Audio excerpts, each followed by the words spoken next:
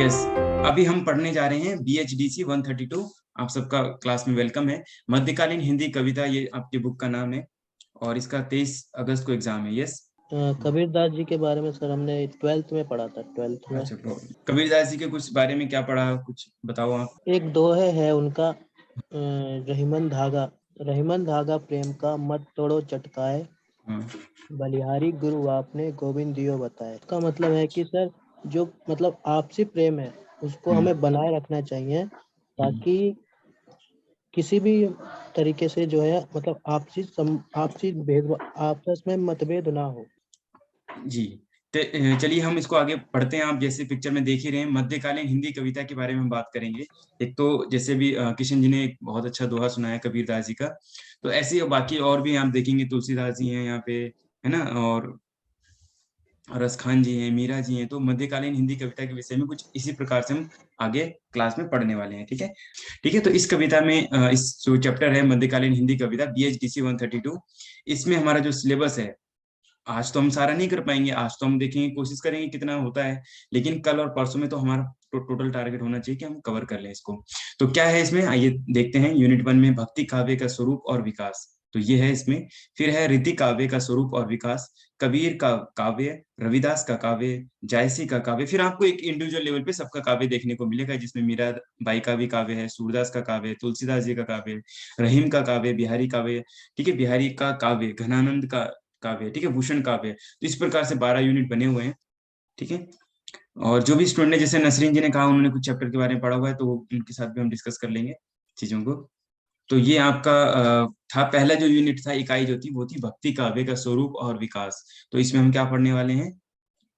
Yes, इसमें हम भक्ति काव्य का पूर्व परंपरा कुछ ऐसे पढ़ने वाले हैं। ठीक है, भक्ति काव्य की पृष्ठभूमि क्या थी, और हम क्या पढ़ेंगे इसमें, भक्ति का स्वरूप, भक्ति का अर्थ, भक्ति का स्वरूप, ये सब चीज इसमें हम पढ़ने वाले हैं। और भक्ति काव्य की प्रमुख प्रवृत्तियां क्या थी, भक्ति काव्य क्या होती हैं, निर्गुण निर्गुण भक्ति काव्य की सामान्य विशेषताएं और सगुण भक्ति काव्य की सामान्य विशेषताएं। तो दो तरीके इसमें ये चीज हम पढ़ने वाले हैं। और भी चीज पढ़ेंगे, इतना ही नहीं है इस इकाई में, काफी है। इकाई एक ही महत्वपूर्ण है, उसके बाद आप बाकी इकाई तो फिर इनके ऊपर है कि हर अलग अलग, जैसे मीरा जी के बारे में पढ़ा, रवि कबीर जी, रस खान जी, और बाकी बाकी जी। छंद विधान, काव्य भाषा, काव्य रूप, छंद विधान, अलंकार, काव्य रस, तो ये भक्ति काव्य का शिल्प विधान, इसको पढ़ना है। फिर हम इसमें देखेंगे भक्ति काव्य का विकास, जिसमें हम कैसे करेंगे, ज्ञानश्री शाखा, प्रेम मार्गी सूफी शाखा, कृष्ण भक्ति और राम भक्ति। तो आप जब पढ़ेंगे इनके बारे में आगे, तो आगे इसके विषय में बात हम रखेंगे। भक्ति काव्य का विकास, स्वरूप और विकास।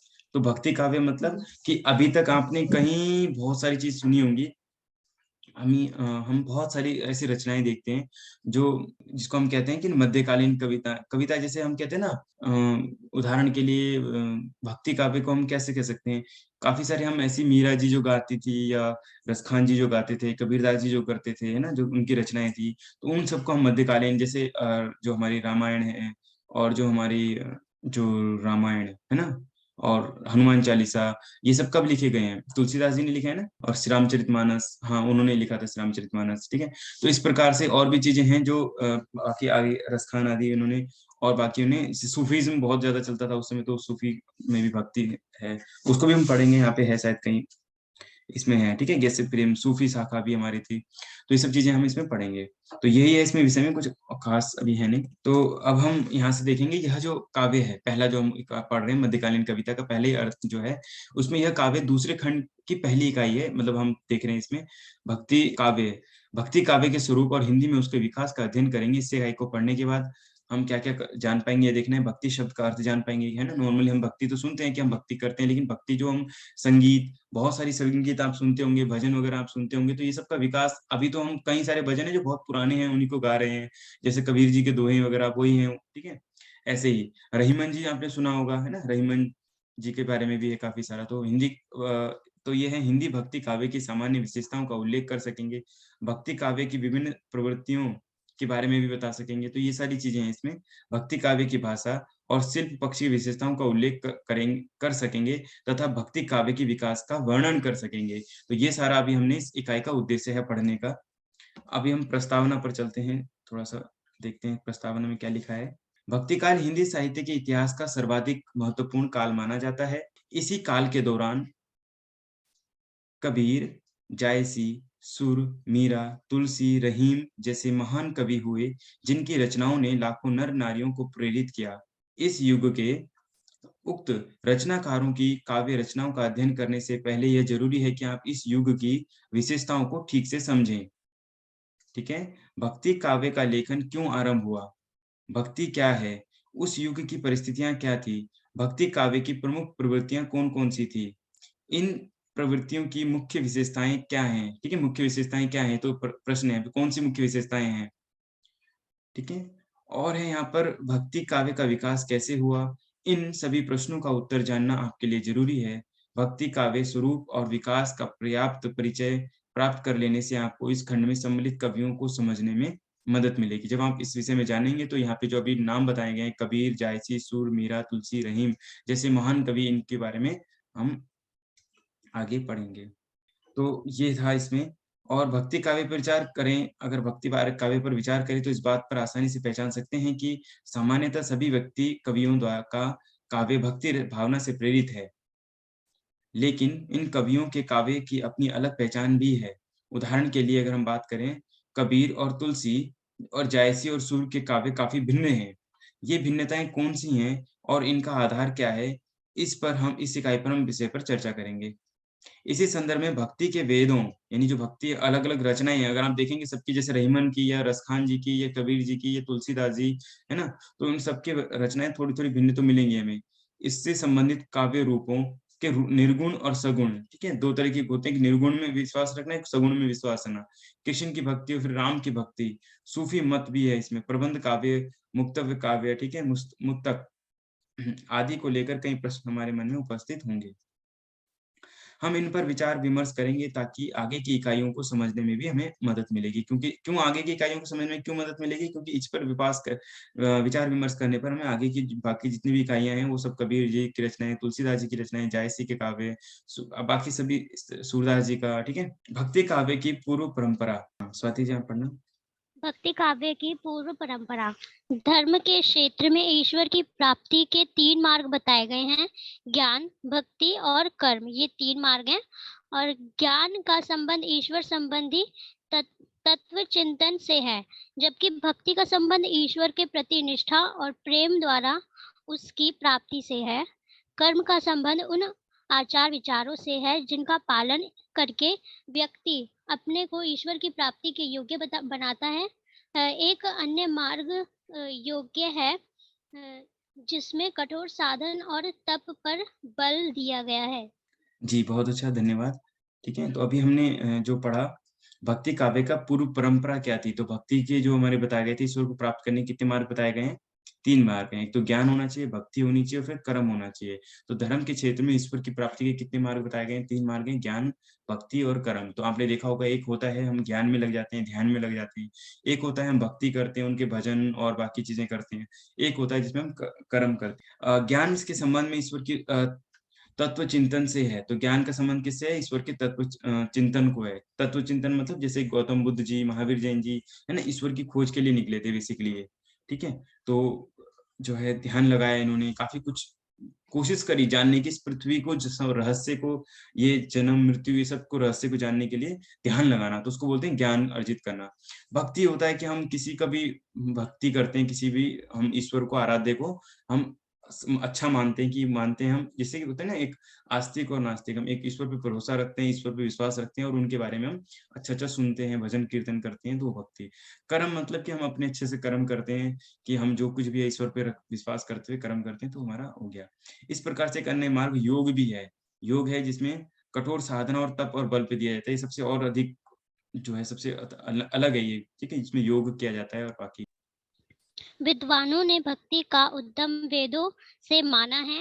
वेदों में ऐसे बहुत से सूत्र और मंत्र हैं जिनमें कष्टों और दुखों से मुक्त करने की प्रार्थना ईश्वर से की गई है तथा यह कामना की गई है कि ईश्वर बल, ओज और सहन शक्ति प्रदान करे। ईश्वर या विभिन्न देवताओं के प्रति आराधक की इस तरह की प्रार्थनाओं में हम भक्ति का मूल तत्व पा सकते हैं। भक्ति के इस तत्व को हम उपनिषदों में भी पाते हैं, लेकिन इसका वास्तविक विषय भगवत गीता में मिलता है, जो प्रख्यात महाकाव्य महाभारत का अंग है। भगवत गीता में ईश्वर के प्रति गहरी निष्ठा को जीवन का लक्ष्य बताया गया है। गीता में ईश्वर के 3 मार्ग बताए गए हैं, कर्म, ज्ञान और भक्ति। इसमें भी कर्म, ज्ञान और मतलब ये जो है ये कर्म, ज्ञान, भक्ति है जो है गीता के अनुसार ये सभी मार्ग सामान्य रूप से फलदायक है। भक्ति के क्षेत्र में भी गीता का आदर्श यही है कि जो ईश्वर को जिस रूप में भजता है, ईश्वर उसे उसी रूप में प्राप्त होते हैं।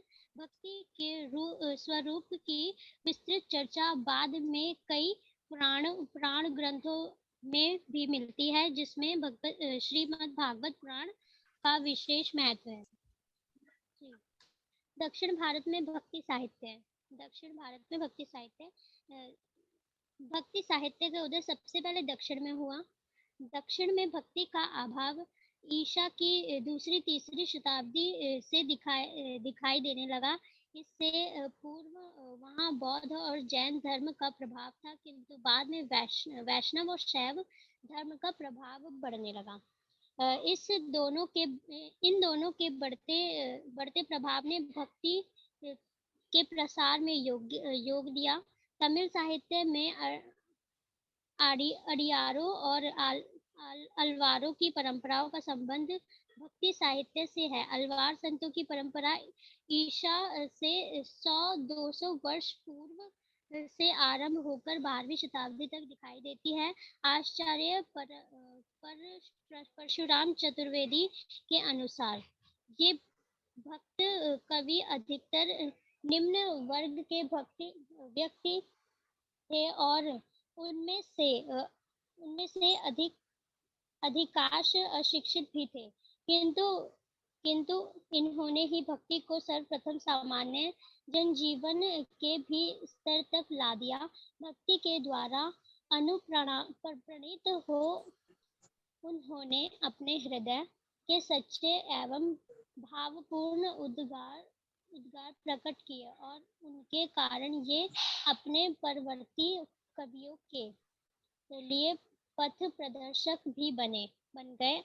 अडियारों के इष्ट देव शिव थे और उनकी भक्ति साधना में विशेष अंतर नहीं था। उनका लक्ष्य एक समान था। उनके भाव में अपूर्व सादृश्य थे। भक्ति साहित्य के भक्ति धारा पृष्ठ 10। इस भक्त कवियों में महिलाएं भी शामिल थी। धन्यवाद स्वाति जी।